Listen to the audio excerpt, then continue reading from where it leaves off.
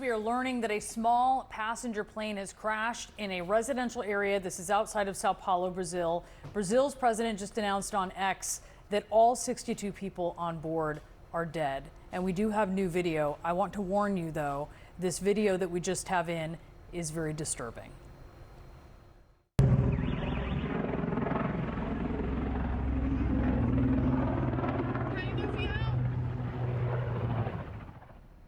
When we talk about that type of spin, how we get into those spins is unknown at this point, how the aircraft got into that predicament or not. But what we refer that to as a power on stall, meaning it didn't have the engines lost and then it stalled and fell to the ground. This is a power on stall in which they're trying to attempt to keep moving forward and get airflow over the wings enough where they can recover from this spin that they're in. And that's sometimes referred to as a flat spin as well.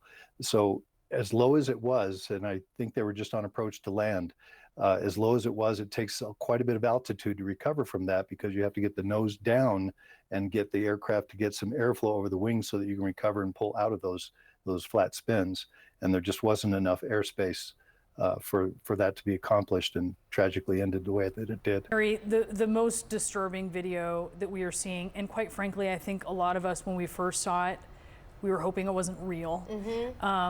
Is of the plane falling out of the sky. I do want to have you look at it and also listen to it so that you can tell us what you see in it and also what you're hearing. This is, again, disturbing video. Let's watch.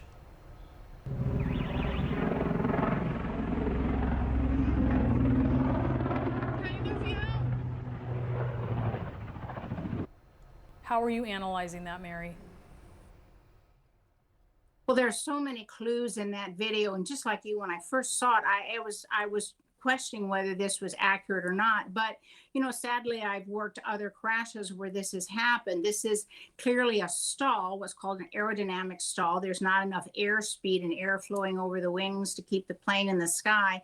At this point where we see it in the video where the plane is falling, the pilots would have had no ability to control that plane, so they could not have directed it away from houses or populated areas. When you're at that point in the fall, you have lost all control and controllability and surfaces of the aircraft. And we also heard, you're very good to note to listen, because we also know that the engines are still running. So the plane did not stall, did not lose its airspeed because it lost its engines.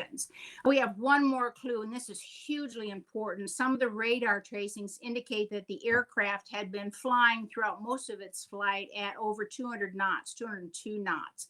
And at this particular point, and remember, just a minute after this happened, it took a minute for all this to happen, to fall and to crash, it was going only 40 knots. I mean, not even a very small, tiny two-seater plane can stay flying in most cases at 40 knots. So for some reason, we know it had dramatically lost its speed, and that just won't keep this plane in the air. So we already know that as a clue as well. The question is why.